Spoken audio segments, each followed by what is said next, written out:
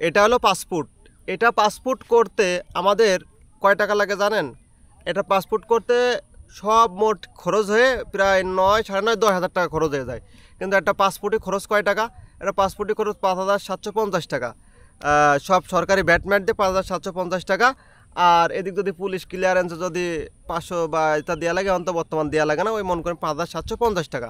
এবার যাতায়াত খরচ দিয়ে 1,000, 1,200 বা 1,500 টাকা। তার মানে কত পড়লো?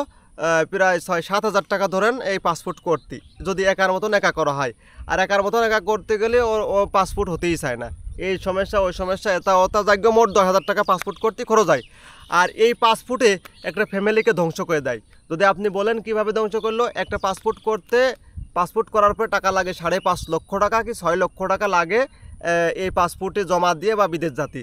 তাহলে 5 লক্ষ 5.5 লক্ষ টাকা যদি গুছাতে হয়, তাহলে কি করা লাগে? একটা ফ্যামিলি যদি গরু থাকে 3-4টে গরু বেচা লাগে, কিছু জমি বেচা লাগে, ওই লোন নেওয়া লাগে বা কোর্জ নেওয়া লাগে।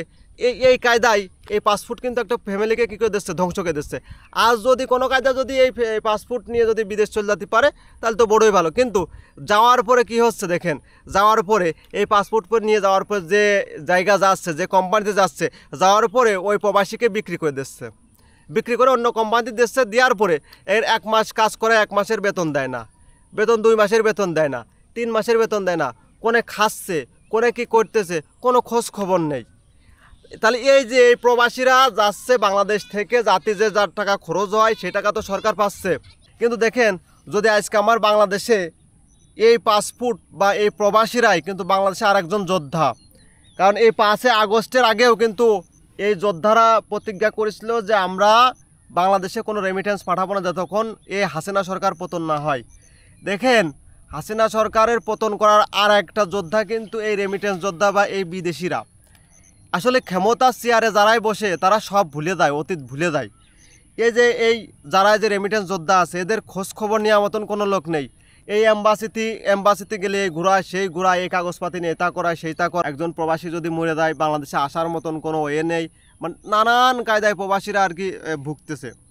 তো এইগুলো সমাধান করার মতন কোনো লোক নেই। এই এম্বাসি, এই দালাল, এই শালারা একটাও মানুষ না।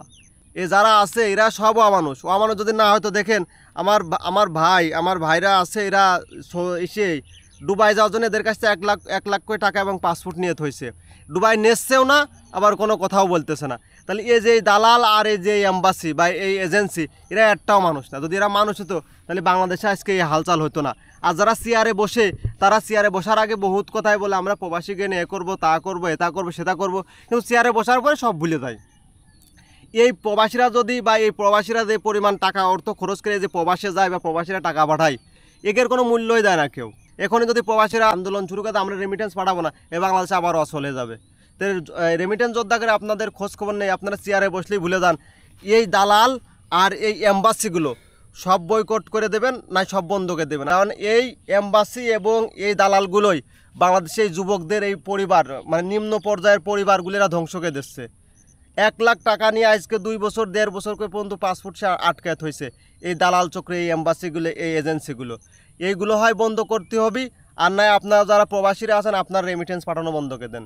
যে কোনো একটা কাজ আপনারা করবেন। প্রবাসীদের কোনো খোঁজ খবর নেওয়ার মতন কোনো লোক নেই। নেবে কে খোঁজ খবর বলেন? চেয়ারে বসলে সবাই ভুলে যায়। এই যে দুবাইয়ে যে দুবাই আজ 1 বছর ধরে, যে 1.5 বছর ধরে যে পাসপোর্ট এবং হলো আপনার টাকা নিয়ে থইছে, টাকা ফেরতও দিচ্ছে না। আবার লোকে দুবাইয়ের কলিং খুলতেছে, বলে আজকে খুলতেছে, কালকে খুলতেছে, এ করতেছে, তা করতেছে।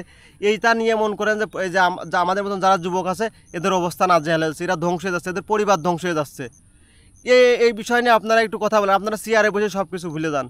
এইগুলো আগে আপনারা ভাবে কাজ করেন। এই সমাধানগুলো করেন, এই প্রবাসীদের সমাধান করেন।